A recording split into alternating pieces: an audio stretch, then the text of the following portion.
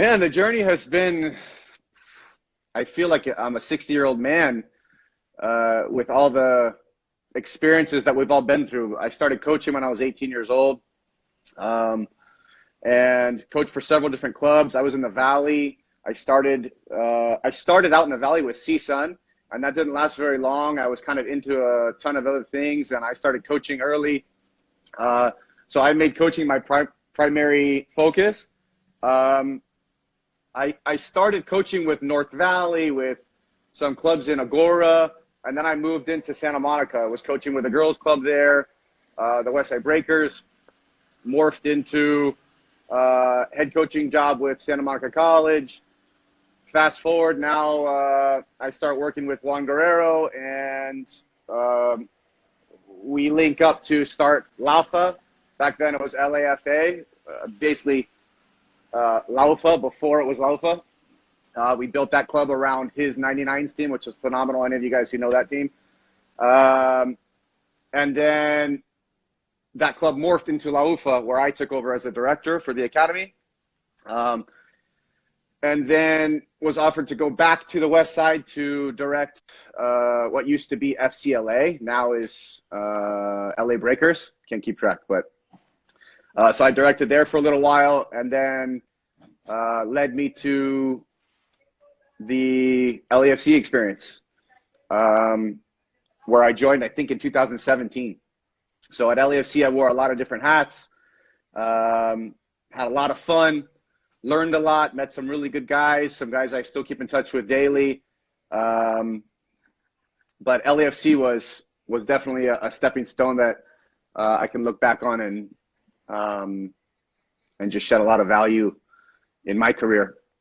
All through that whole process, I was also trying to go and get coaching licenses. And, it's funny, man, because I can remember one of the first clubs I coached for, the director for the club told me, and I was young, I was 18, 19 years old. He told me, no, man, you don't need to go and get coaching licenses. You don't need to do that. Don't do it. So then I thought, 18 years old, I was like, great.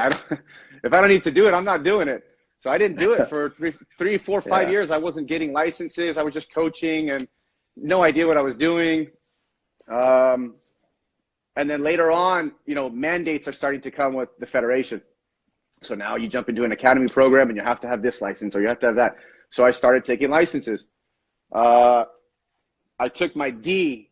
So I went from D to C to B to A to the grassroots instructor course. So I've taken a lot of courses, but I started with my D that I did here with Ian Woodhead in Santiago Canyon. And I met my wife in the D course. So all you guys who are saying, no, I'm not taking courses, wow. There's more to the course than just the information. Okay. So that was, wow. So it all started. Wow. Now everything changed at that moment, right? So now so I meet this woman, and imagine she's just getting back from Germany. My wife played. She played for Fullerton, coached for Cal State Fullerton, played for the Slammers. She was a baller, still is a baller. She had just got back from Germany. She was playing in the demos, and I'm, man, who is that?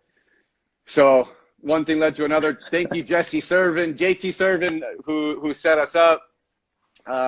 But that kind of was the turning point of my life, not just the career, but my life. So these courses have always been amazing. Yeah. And I think, I was watching Willie the other day. He's talking about networking, and that's a really big piece of some of these courses.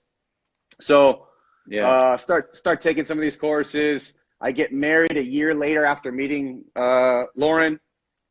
And then we jump into LAFC. LAFC was a 7-day-a-week, 6-day-a-week thing. And I was thrilled to be there.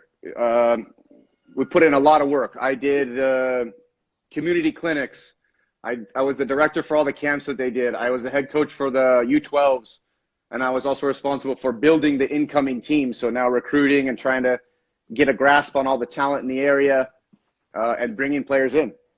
So it was a lot of work. And we had our first child in 2017. So manageable with one kid. She's a head coach also, my wife, for University of Laverne. Oh, wow. The women's program there. So it's in the family. And then the last year I was there for 2.5, 3 years. The last year I was there was probably one of the roughest years of our lives. We lost our father to lung cancer. And then a month later we had twins. Ooh, so now, you know, no, hey, it's the way, you know, he, avid smoker, you know, but he was a staple for us, for our family.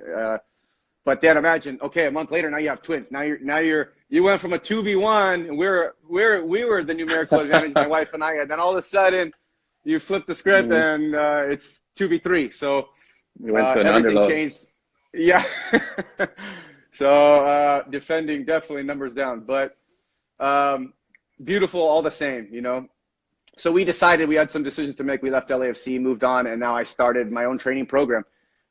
There were options to leave the industry and change career paths, and I couldn't do that. Working with the youth has been something that I've been passionate about the whole time, and so I want to stay in that route, but didn't know where to go, didn't know where I wanted to be, so I decided I'm going to start my own program. And it's been phenomenal, Walter. We started in July, been very busy, minus this last 3 weeks. But been very busy up until now, and impacted a lot of different players in different ways. So it's been fun. It's a different side of the industry, though, I'll tell you. Yeah. I definitely can relate. So congratulations, by the way. That's a great story. I didn't know all those details, and I know a lot of coaches tend to kind of want to keep their personal with their careers kind of separate, but thank you for sharing that. And that's amazing that you met, you know, your wife through obviously the beautiful game.